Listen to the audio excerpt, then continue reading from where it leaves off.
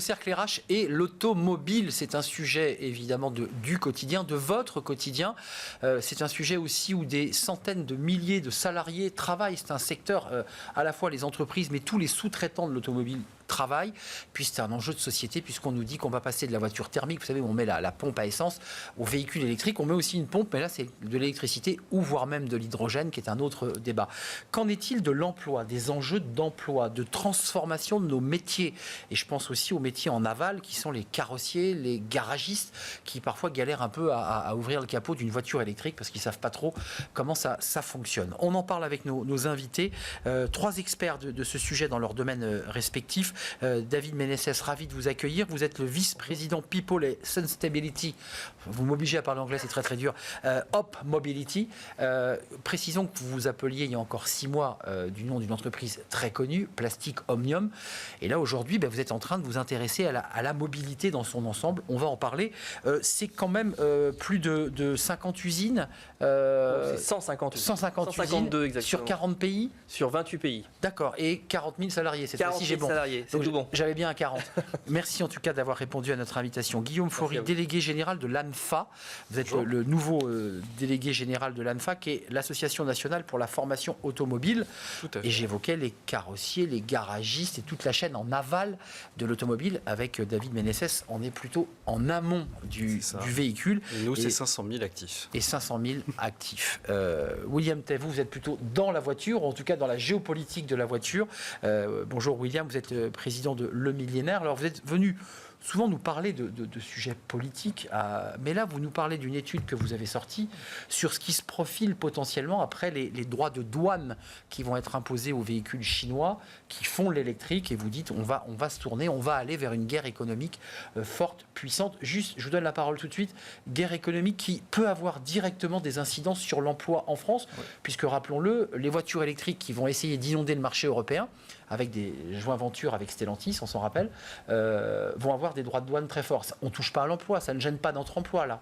Directement, pas directement, mais à long terme, à moyen terme, évidemment que ça va toucher l'emploi. Il faut illustrer par plusieurs chiffres. Le premier, c'est que la concurrence qu'on a subie en termes de désindustrialisation nous a coûté des centaines de milliers d'emplois dans le secteur automobile. En 1980, on avait 400 000 emplois dans le secteur automobile. Aujourd'hui, c'est à peu près 50 000 à 80 000. Et donc, on voit bien qu'il y a une baisse concrète du nombre d'emplois dans le secteur automobile. Or, pour pouvoir produire de l'emploi, pour qu'il y ait des emplois et pas uniquement de constructeurs, mais il y a toute une chaîne de valeur, notamment dans le secteur automobile, qui est liée avec ce que vous évoquez dans les métiers en aval, dans les métiers de construction, de réflexion, même parce que la voiture électrique étant un bijou technologique. Et le service informatique. Et voilà, il y a tous ces métiers-là qui sont en question, c'est pour ça qu'on a un chiffre qui est variable.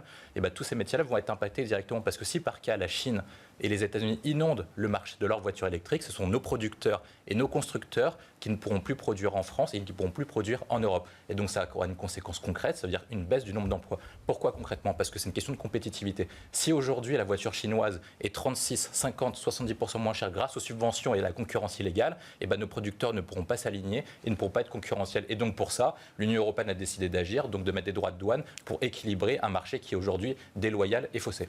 Compte tenu que la voiture électrique reste difficilement accessible, je ne parle pas de l'aide de l'État qui a été faite il y a quelques mois, mais quand on veut acheter une voiture électrique, elle n'est pas accessible au grand public, entre 25 et 50 000, 60 000, 80 000 euros. David Ménécès, Plastic Omnium, on oublie, vous êtes aujourd'hui Hop Mobility. L'esprit, c'est quoi? C'est de pouvoir répondre à ce qu'on vient d'évoquer, c'est-à-dire à une révolution technologique. Et vous avez décidé de l'accompagner. C'est bien ça l'enjeu.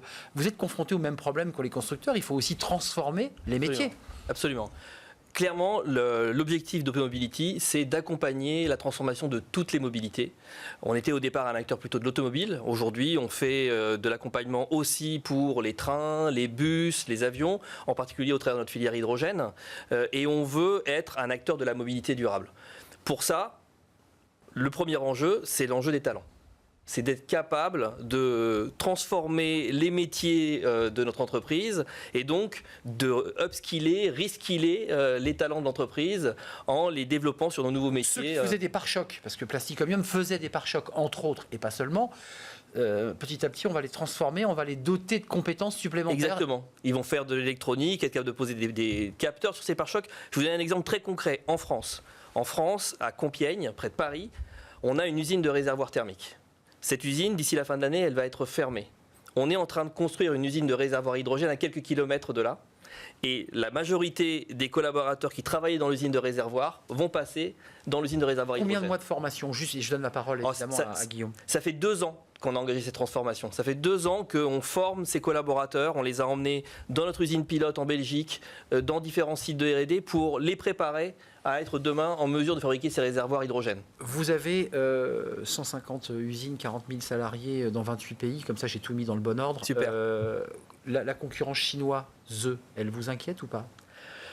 La concurrence chinoise, alors déjà nous on est un acteur international, donc on est aussi présent en Chine, donc je dirais qu'on est un peu des deux côtés, et c'est ça aussi je pense la force d'un groupe comme le nôtre, c'est d'être international, d'être aussi présent sur toutes les mobilités, donc on fait du thermique, au travers des réservoirs thermiques et des pare-chocs, mais on fait aussi de l'électrique, on fait de la batterie. On a acheté une activité dans la batterie il y a 2 ans. On a acheté des activités dans l'éclairage. Là aussi, il faut de l'éclairage pour une voiture thermique, mais il faut de l'éclairage pour une voiture thermique, électrique, pardon. Et il faut aussi ne pas oublier qu'on est un acteur majeur de l'hydrogène. On fait des réservoirs hydrogène, on fait des piles à combustible. Est-ce que vous croyez aux 2 modèles? Il faut le préciser, parce qu'aujourd'hui on nous vend beaucoup d'électrique, mais il y a des acteurs qui jouent les Absolument. 2 modèles, parce que les 2 peuvent peut-être cohabiter comme un mix énergétique, un mix d'énergie voiture, voilà, varié. Oui, et je pense que chaque solution a sa place. L'hydrogène, clairement, ce qu'on a dit, c'est que dans les années à venir, on ne le verrait pas sur la voiture de monsieur et madame tout le monde. En revanche, professionnel, poids taxi, lourd, voilà, véhicules utilitaires, bus, etc. Là, il y a une vraie place pour l'hydrogène dans les quelques années à venir. En fonction des besoins et de l'utilité du véhicule. Guillaume Faury, on est en aval du véhicule. Lorsqu'on est en panne ou qu'on est en difficulté, qu'on a eu ça, c'est les collaborateurs et les salariés qui sont dans les garages. Là, c'est pareil. Je le faisais avec de l'humour, mais c'est de l'humour réel.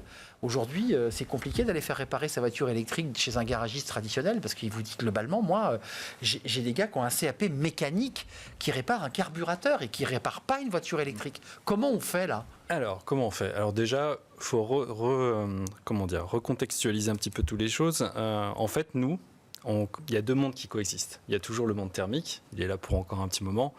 2035. On a la date concrète 2035. Personne n'y croit sur ce plateau. Mais okay, très bien.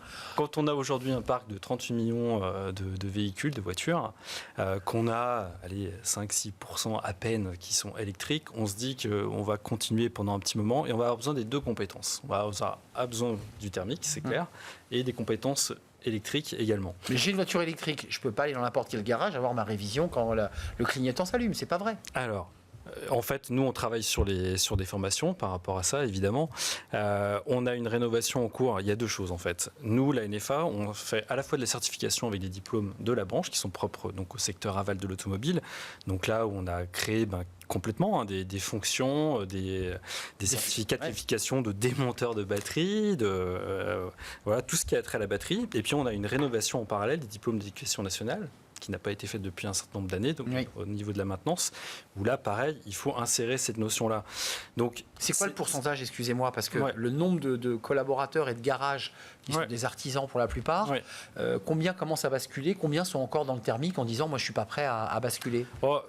Je dirais c'est relativement simple. En fait, vous allez avoir des grands groupes de distribution en fait, qui, eux, se structurent. Clairement. C'est beaucoup plus rapide pour eux. Aujourd'hui, je pense à Midas, par exemple. 90% de la profession, ce sont des entreprises de moins de 11 salariés. C'est ça, c'est des petits artisans. Ouais. Vous pouvez les mettre de côté déjà. Donc, en fait, vraiment, le focus se fait au travers en fait, des grands groupes de distribution. Ça, c'est une chose. Mais encore une fois, c'est vraiment à nuancer. Aujourd'hui, il y a en plus, voilà, on ne va pas débattre de ça forcément ici, mais vous avez vraiment aussi une France très parisienne, entre guillemets, et une France de la province et rurale. Et les enjeux ne sont pas du tout les mêmes. Nous, on voit ça via notre prisme un peu parisien. Ma voiture, est-ce que je peux me la faire réparer et tout. On est loin du compte au niveau national. Enfin, le parc aujourd'hui, c'est du thermique. C'est du thermique. On est d'accord, mais ça, c'est vrai. C'est du thermique. C'est vrai. Et l'évolution, si vous voulez, ce que je veux nuancer, c'est qu'elle est assez lente du côté de Laval. Donc 2035, ça vous semble quasiment intenable? À titre personnel, ça me paraît. Alors, si, c'est tenable de dire qu'on vendra plus de thermique, mais par contre, il ne faut pas se leurrer. Il restera du thermique. Mais au moins jusqu'en 2050. Aujourd'hui, quand vous savez qu'en fait. Donc des garagistes pour les réparer. Nous, on sera là pour les réparer. Avec un âge moyen en fait, du parc qui tend vers les 12 ans. Oui, bien sûr. Et qui d'année en année glisse.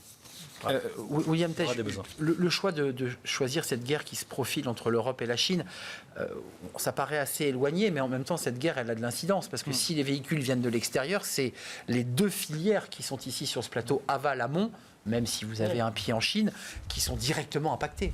En fait, il y a deux stratégies. Vous parlez de guerre entre l'Union européenne et la Chine. Il y a également les États-Unis qui rentrent en jeu parce qu'ils ont mis en place un dispositif qui s'appelle l'Inflation Reduction Act. Pour résumer concrètement, c'est-à-dire qu'aujourd'hui, Joe Biden a mis en place un acte en quel si par cas vous êtes producteur, donc c'est votre cas, et ben il vous paye pour que vous produisez aux États-Unis. Il vous donne 10 000, 20 000, 30 000 $. C'est énorme. Pour une voiture qui en vaut 60 000, il vous enfile quasiment entre 25 et 33% du montant. Donc ça permet notamment à des constructeurs comme Volkswagen, qui voudraient plutôt s'implanter en Allemagne, de partir aux États-Unis. Et en Chine. Et en tout cas plutôt aux États-Unis. Ensuite, après, il y a également une aide sur la consommation. C'est-à-dire que si par cas un Américain achète une voiture électrique américaine, il est également aidé entre 10 000 et 50 000 $ par personne en fonction du revenu et du foyer fiscal. Pendant que l'Union européenne dit qu'attention, on ne le fait pas. On ne n'a pas le droit. Mais donc c'est là la contradiction de l'Union européenne, parce que d'un côté, ils disent qu'il faut effectuer une transition, de l'autre côté, ils n'aident pas à effectuer cette transition, notamment en respectant les principes de concurrence libre et parfait. Mais là, on arrive sur le sujet auquel concrètement, comment ça va se jouer. Si par cas, la Chine arrive à inonder le marché européen de ces voitures et qu'on n'arrive pas à protéger nos constructeurs, ils vont faire exactement avec les panneaux photovoltaïques, c'est-à-dire qu'ils vont avoir 85 et 90% du marché, ils vont fixer leurs tarifs, ils vont fixer leurs compétences et en plus, comme ils ont un enjeu de souveraineté, ils vont dire à monsieur et à monsieur, vous touchez pas à nos trucs, vous prenez des technologies chinoises, des ouvriers chinois pour pouvoir réparer nos bagnoles parce qu'il est hors de question qu'on fasse du transfert de technologie. Donc ce qu'ils nous ont demandé à nous pour nous implanter en Chine, il est quasiment certain qu'eux ne le feront pas en Europe et en France. Donc ce protectionnisme qui a pu être critiqué venant de l'Europe sur les voitures chinoises est une excellente chose pour notre économie. David Ménécès, parce que la question est posée, c'est-à-dire que si le marché est inondé, il impacte très directement nos économies et nos salariés de ce secteur. Pour l'économie, je ne suis pas expert, mais en tout cas pour l'emploi, clairement, il y a un impact. En effet, si les voitures sont plus produites en Europe, elles le seront ailleurs, et donc il y aura encore une baisse de l'emploi en Europe. Dans la transfo que vit l'ANFA, on a vu que c'était l'aval, les carrossiers, des petits artisans, des gens qui, certains sont hésitants. Vous n'avez pas hésité, vous changez de marque. Oui. Hop Mobility, vous ouvrez à d'autres Mobility. J'ai mal prononcé? On dit à l'anglaise, je sais que vous n'avez pas trop l'anglais, mais on dit OP Mobility. Pardonnez-moi. OP Mobility, mais si je peux le faire. OP Mobility. Vous avez décidé d'élargir le spectre. Et d'ailleurs, ce qui est intéressant, c'est que vous n'avez plus que pas uniquement la voiture comme prospect, comme cible. Ça veut dire quoi? C'est-à-dire que vous croyez moins à la voiture? C'est quoi l'idée? Là, les chiffres parlent. Aujourd'hui, la production automobile annuelle mondiale est inférieure à ce qu'elle était en 2017. Et on ne projette pas de revenir à ces volumes-là avant 2026, 2027. Donc clairement, si on veut continuer à faire croître le groupe, il faut élargir en offre et il faut élargir le segment et donc en effet regarder d'autres segments que l'automobile. En recrutement, Mobility, j'y arriverai pas. C'est pas grave. Mais on va y arriver peut-être à la fin de l'émission. Concrètement, vous avez quoi en point de mire en termes de recrutement? Parce que vous nous dites, on cherche des talents, on forme en interne, et vous allez chercher sur d'autres métiers. Comment ça se passe pour vous qui avez une vue globale sur le groupe? Alors déjà, l'automobile et les équipementiers ont traversé un peu un hiver, je dirais, de l'attractivité il y a quelques années, justement quand il y a eu cette baisse de production automobile, juste avant le Covid et ensuite pendant la crise du Covid.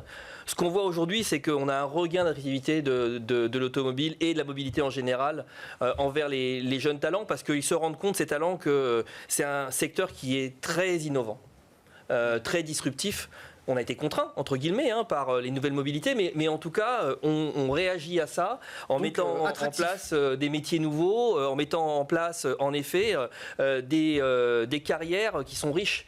Le fait d'être dans 28 pays, d'offrir autant de métiers différents. C'est la mobilité au sens propre du mot. C'est vraiment de la mobilité dans tous les sens. C'est pas uniquement géographique, c'est également de métiers, etc. Et nous, ce qu'on prône, c'est en effet d'offrir des carrières longues à nos collaborateurs. Et le fait qu'on soit aussi un groupe familial, c'est important parce que ça montre qu'on a une stratégie et une vision de long terme pour l'entreprise. Avant de nous quitter, Guillaume, c'est pas la même logique puisque vous travaillez avec des petites entreprises fragmentées. Vous incarnez aujourd'hui, vous les incarnez à travers cette délégation générale de l'ANFA. C'est plus compliqué qu'un artisan qui a 5 salariés ou deux apprentis, un mécano. Enfin, c'est pas la même logique qu'un groupe qui a 40 000 collaborateurs. C'est pas la même logique et c'est pour ça qu'en fait on les accompagne, toutes ces entreprises-là. Nous, on a des enjeux de valorisation des métiers, effectivement, parce que ça a été un peu vilipendé, ces métiers de garagistes. On associe un peu le cambouis, donc effectivement, on travaille sur cette image aussi un peu plus valorisante des métiers et on va lancer une nouvelle campagne bientôt.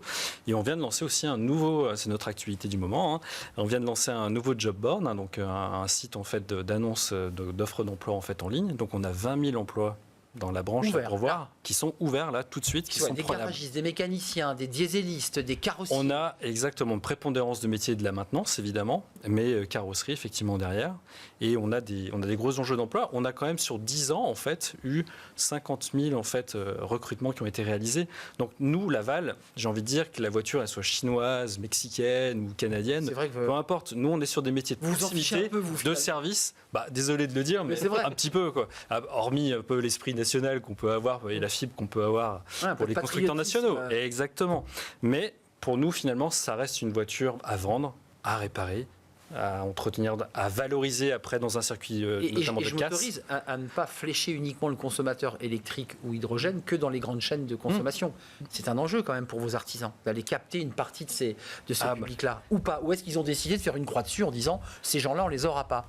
Franchement, aujourd'hui, une erreur. Ce qu'on peut observer, c'est ce que je vous disais tout à l'heure. Autant les grands groupes, soit des retail de constructeurs ou les grands groupes de distribution automobile, se structurent avec des centres justement spécialisés sur le sujet. Agréés. Pour l'instant, un artisan, ou en tout cas un petit, entre guillemets, a tout intérêt à continuer. La mutation se fait plutôt lentement sur le parc roulant. Donc je ne les vois pas changer et se mettre tout de suite à faire du démontage de batteries. On sait que les constructeurs aussi veulent garder un peu ce business-là auprès d'eux. Je vous invite à lire l'étude du think tank Le Millénaire sur cette relation, sur la relation Europe-Chine autour de ces enjeux automobiles, industriels. C'est une étude que vous avez coordonnée, William Test. Un vrai plaisir de vous accueillir. Merci à David Ménessès. Combien de recrutements, là, juste avant de nous quitter? Là, si on va sur le site de OP Mobility. En gros, on renouvelle une dizaine de % de notre workforce chaque année. Donc, c'est 4-5 000 personnes qui rejoignent le groupe chaque année. Allez sur le site d'OP Mobility, je l'ai bien dit cette fois-ci. Absolument. C'est un vrai plaisir de prononcer votre marque, très jeune. Merci David Ménessès et merci à Guillaume Faury, délégué général de l'ANFA. 80 000, vous avez dit le chiffre exact 20 000 emplois à saisir 20 000 emplois sur le site Job to Move. Job to Move. Écoutez, voilà, on a fait le maximum pour mettre en valeur vos initiatives. Merci à vous trois. On termine notre émission avec Fenêtre sur l'emploi et c'est le guide des salaires. Observé d'ailleurs par tous les acteurs pour savoir quel est un peu le niveau des salaires avant un recrutement. On en parle avec Robert Alf.